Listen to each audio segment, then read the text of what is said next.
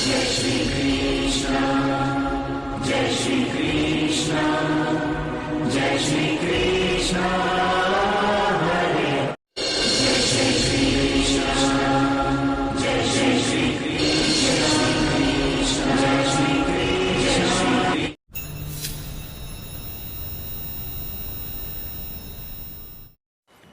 नमस्कार दोस्तों, स्वागत है सभी लोगों का आपके अपने चैनल भारतीय ब्लॉगर में। मैं हिमांशु शर्मा सभी लोगों को आज एक बहुत बड़े सैटरडे का दिन है, शाम का समय है। आपके मन में कई उत्साहजनक प्रश्न उठ रहे हैं जिसका जवाब भी मिलेगा और आप लोगों को आगे के आने के बारे में भी पता लगेगा। सुबह का वीडियो जैसे ही मैंने डाला, बहुत सारे लोगों के प्रश्न आए। आपने पुराने वीडियो में बोला था कि युद्ध नहीं होगा और अब आप कह रहे हैं युद्ध हो रहा है। दोस्त, मैंने हमेशा एक बात बोली है, इसलिए एक एक महीने का विश्लेषण करता हूं। मैं बहुत लंबे टाइम का विश्लेषण कम लाता हूं, क्योंकि अब आगे आने वाले टाइम के अंदर मेरे को अभी भी ऐसा एक हालात उत्पन्न होते हुए दिखाई दे रहे हैं जिसमें यह लग रहा है कि युद्ध की संभावना अगर अभी भी रोकी जाए तो रुक सकती है। जी हाँ, 14 मई की तारीख जो मैंने दी है, जिसमें गुरुदेव राशि परिवर्तन भी करेंगे और गुरु का राशि परिवर्तन शनि की दृष्टि से हट जाना, यह दिखाता है कि आगे आने वाले टाइम के अंदर अगर कोई पहल करी जाए, कोई रोकने का प्रयास किया जाए, तो सिक्के का दूसरा पहलू भी एक्टिवेट होता हुआ दिखाई देता है और यह युद्ध रुक सकता है।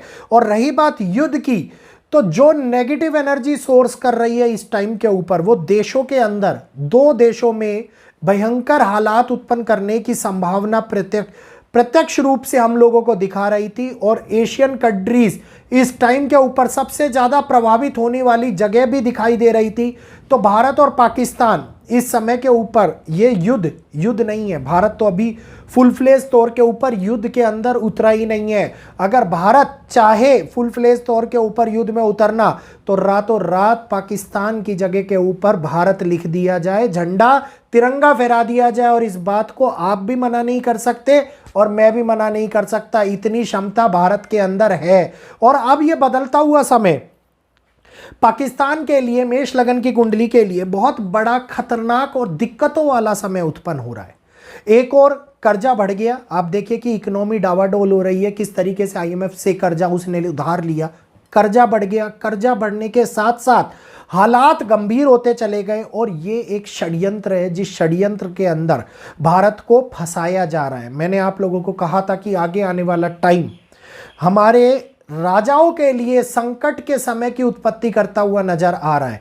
वीडियो पूर्ण रूप से सुनिएगा, ध्यान से समझिएगा। आगे आने वाले वीडियोस के अंदर आप लोगों को बहुत सारी जानकारियां मिलने वाली हैं। और कल संडे के लाइव सेशन के लिए तैयार रहिएगा, क्योंकि संडे का लाइव सेशन अगर विश्व युद्ध हुआ तो भारत के कौन से राज्य सुरक्षित होंगे, इसके बारे में संपूर्ण जानकारी आप लोगों को मिलेगी।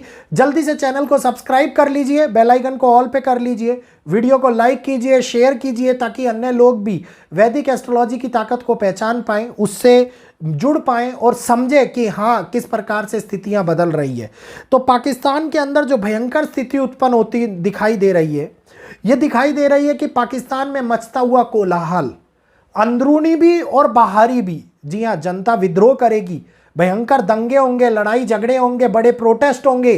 पाकिस्तान के अंदर सत्ता परिवर्तन का योग भी उत्पन्न होता हुआ दिखाई दे रहा है और उसी के साथ साथ बांग्लादेश के अंदर भी सत्ता परिवर्तन का योग उत्पन्न होता हुआ दिखाई दे रहा है। तो ये दोनों देशों के अंदर अब वो अकल्पनीय घटनाएं जो आज के टाइम में आप लोगों को मेरी जबान से निकलती हुई सुनने को लग रही होगी, ऐसा कुछ नहीं होगा, ये सच्चाई में परिवर्तित होती हुई दिखाई देने वाली है कुछ ही महीनों के बाद में। अभी जो फुल फ्लेज वॉर है, ये मोदी जी ने बहुत बड़े दबाव को झेला इस टाइम के ऊपर, जिसका जवाब ऑपरेशन सिंदूर के रूप में दिया गया और पाकिस्तान लगातार अपनी गतिविधियों को आगे बढ़ाता चला गया।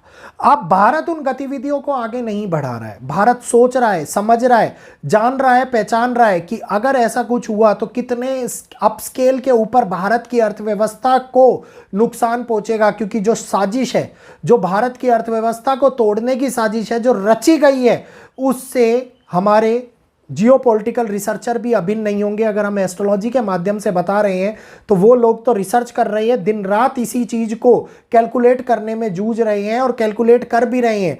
तो अब एक ऐसे समय की उत्पत्ति जो दुनिया के अंदर हानि को लेकर के आ रही है। हानि स्वरूप है इकोनॉमी डाउनफॉल का। 7 में बुध का राशि परिवर्तन। मैंने आप लोगों को कहा था कि अब इकोनॉमी के लिए वो चैलेंजिंग टाइम आता हुआ दिखाई देगा जिसके अंदर कई प्रकार से हमारे लिए अप्रत्यक्ष घटनाओं का सिलसिला शुरू होता हुआ नजर आएगा। तो युद्ध एक अप्रत्यक्ष ही तो घटना है। अभी तक तो भारत ने युद्ध की शुरुआत भी नहीं करी है और लोगों के मन के अंदर डर उत्पन्न होने लग गया। राहु वो माया दिखाने लग गया जहां चारों ओर केवल और केवल न्यूक्लियर वॉर, तीसरा विश्व युद्ध और कई प्रकार की अलग अलग समस्याएं उत्पन्न होती हुई नजर आने लगी।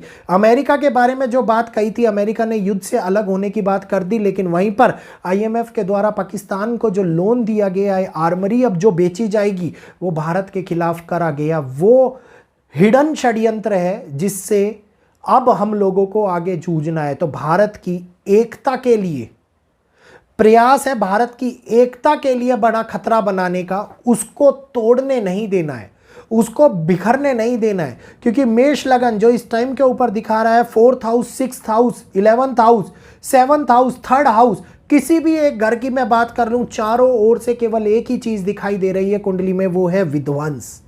चारों ओर विध्वंस। ये कुंडली बनी है जहां पे आर्मी हैंडल करे, आर्मी मेजर रोल निभाए, आर्मी सभी कुछ को संभाले और हिडन तरीके से ये सत्ताधिकारी काम करते हुए नजर आए। तो पाकिस्तान की कुंडली के अंदर होने वाला ये फेरबदल इस टाइम के ऊपर पड़ोसियों के लिए चिंता बढ़ाने का समय ला रहा है। और भारत का भी 3rd हाउस दिखाता है कि आगे आने वाले टाइम में नेबर्स के कारण टेंशन बढ़ना, नेबर्स के कारण हानियां पहुंचना, और वही हानि की स्थिति अब हमारे सामने निकल करके आती हुई दिखाई दे रही है। बार बार उसी शब्द का प्रयोग मैं आप लोगों के सामने कर रहा हूं कि खंड खंड बिखरता पाकिस्तान हमारे सामने बहुत ही चैलेंजिंग सिचुएशंस को भी लेकर के आता हुआ नजर आएगा।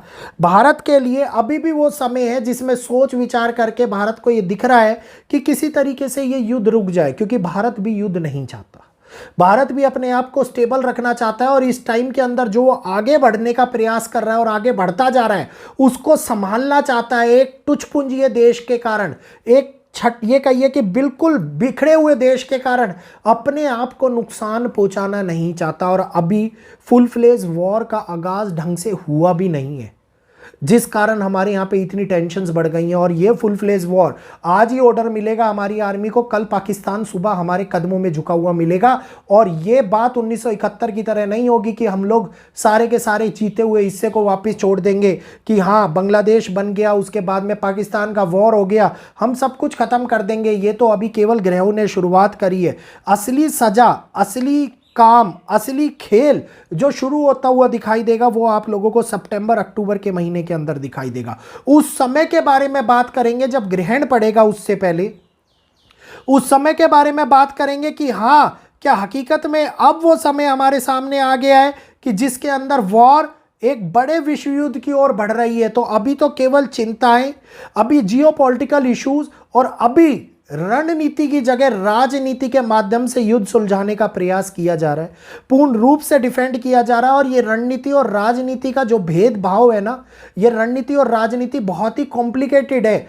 एक वर्ड के अंतर के साथ में बहुत कुछ बदल जाता है। तो अभी राजनीति के माध्यम से हो रहा है ये प्रयास आगे रणनीति को बड़े तौर के ऊपर बदलाव दे सकता है। अभी कुछ घटित होने वाला है, कुछ स्ट्रेटेजियां बनाई जाएंगी, कुछ परिस्थितियां बदलती हुई नजर आएंगी जिनके अंदर आप लोगों को ये लगेगा कि हाँ हम लोगों को, अगर हम लोग चाहे तो पाकिस्तान के हिस्से को आपस में मिला लें, पीओके ले लें, हम लोग चाहे तो रावलपिंडी, लाहौर सबको अपने अंदर मिला लें, लेकिन उसके अंदर रहने वाले आतंकवाद को खत्म करना, सबसे पहले जड़ खत्म करना आवश्यक है। इसी कारण से भारत रुका हुआ है। पहले जड़ खत्म करेगा, फिर जड़ खत्म करने के बाद में उसको लेवल करेगा, और उसको लेवल करने के बाद में फिर भारत पाकिस्तान को अपने अंदर मिलाएगा, चाहे वो पीओके का ही हिस्सा क्यों ना हो। तो अब आप लोगों को समझ में आ रहा होगा ये दूरदर्शिता है, ये इतनी जल्दी से करा गया या जल्दबाजी में लिया गया प्रयास नहीं है कि आज ही उस हिस्से को ले लो। लेकिन उस हिस्से के अंदर जो आतंकवादी रह रहे हैं, अगर कब्जा हो भी गया तो अगर वो छुपे हुए लोग भारत के अंदर गलत गतिविधियों का प्रयास करेंगे तो भारत को आगे आने वाले टाइम में बड़े गृह युद्ध से जूझना पड़ सकता है, बड़ी समस्याओं से जूझना पड़ सकता है। तो हम लोगों को इस टाइम के ऊपर अपने देश के ऊपर भरोसा करके चलने की बात है। मैंने कहा था कि सब कुछ बिखरे, हमारी एकता और अखंडता नहीं बिखरनी चाहिए। एकता और अखंडता ही है जो भारत को आगे बढ़ाने का प्रयास करेगी। तो युद्ध कैसा होगा, कब होगा और उस युद्ध का परिणाम क्या होगा, ये समय दर समय आप लोगों को पता लग जाएगा। हाँ, आगे आने वाले टाइम में युद्ध के जो हालात बन रहे हैं उनके साथ साथ एक मध्यस्थता के भी हालात बन रहे हैं कि रोका जाए तो समय रुक सकता है। समय दोनों पॉजिटिव और नेगेटिव एनर्जी को एक साथ लेके चलता है कंबाइंड तरीके से। बस फर्क इतना है कि फ्लो किसका ज़्यादा हो रहा है और फ्लो कौन ज़्यादा क्रिएट कर रहा है, तो यही डिपेंड करता है। उम्मीद करूंगा आप लोगों को अपने प्रश्नों का उत्तर मिल गया होगा, समझ में आ गया होगा, क्योंकि अभी तो गुरु शनि से अलग होंगे, उसके बाद में बुध का जब राशि परिवर्तन होगा तो बहुत 2-3 बार समय मिलेगा भारत को ये सारी चीज़ें, भारत को क्या पाकिस्तान को, कि वो रिटेलिएट ना करे और चुपचाप बैठ करके इसको शांतिपूर्वक सुलझा ले।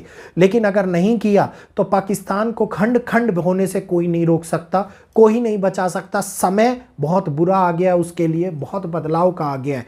आगे भी जानकारी मैं आप लोगों को देता रहूँगा। वीडियो अगर अच्छा लगा हो तो क्या होगा अगर शनि और गुरु जब आगे अलग होंगे उसके बारे में, और आप गुरु की अतिचारी चाल जो शुरू होने वाली है तो कहाँ कहाँ पे प्रभाव डालेगी उसके बारे में जानकारी मिलेगी। कल संडे का लाइव सेशन मिस मत कीजिएगा। सुबह 1:02 के ऊपर आता हुआ लाइव सेशन आप लोगों को दिखाई देगा और बहुत सारी महत्वपूर्ण जानकारी मिलने वाली है। खास तौर के ऊपर ये पूर्ण रूप से भारत के ऊपर होने वाला है और बाहरी देशों के बारे में भी बताया जाएगा। तो इजाजत चाहूंगा। वीडियो अगर अच्छा लगा हो तो जल्दी से सब्सक्राइब का बटन दबा करके वीडियो को शेयर कीजिए, अन्य लोग भी देखें, समझें और वीडियो को लाइक करें। आज मुझे इजाजत दीजिए, आज के लिए इतना ही। जय श्री कृष्णा, जय माता दी।